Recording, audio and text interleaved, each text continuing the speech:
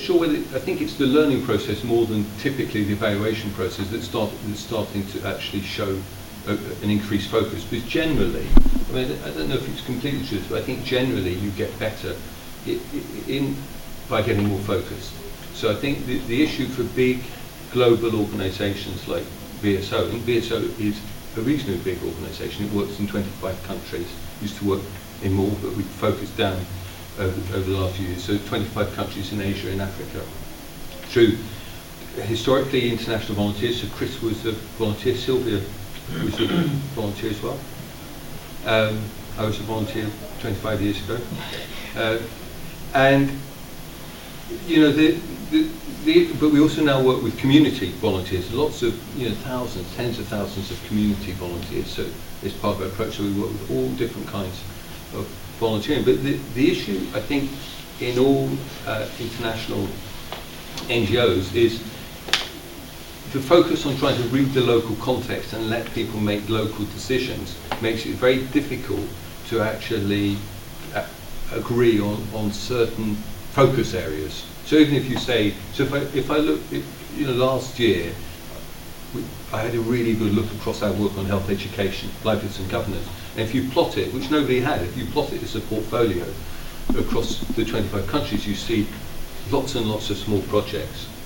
If somebody from outside the organisation came in, they'd think, this is incredible, that you have all these small projects.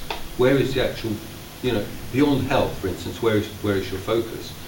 And the reason for that is because it's driven by local decision making.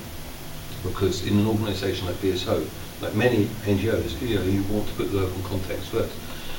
But actually, that isn't, if you look at it in the organisational level, that's actually not a good way to behave, because as a global organisation, you have got to increase your total amount of impact, full stop. So if you have a really diversified portfolio, and every health project is different in every country, as a global, so that might work, the small projects might be quite good, but globally, your impact will be lower than if you have a more strategic approach and you choose a few areas where you grow your knowledge base.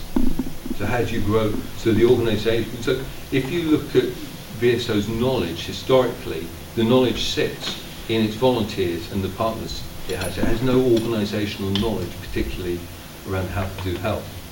And as a result of increasing our learning and asking some of these questions, what we've ended up is selecting 7 areas to focus on. So 2 in health, neonatal health and maternal health is one area, adolescent and sexual reproductive health is another. 2 in education, one is around technology, one is inclusive education, 2 in livelihoods, and 1 in governance. And immediately, by setting that as a framework, so it's still health, education, livelihoods, and governance, but by selecting those areas and steering people in that way, we have more knowledge. We can start to build the organisation's knowledge. So in neonatal health, we can do research that benefits all the countries we're working with in Africa on neonatal health, rather than tiny little projects. So in a way, I've told you the end of the story before we begin, because that is our approach. That's what the learning strategy is trying to drive us toward.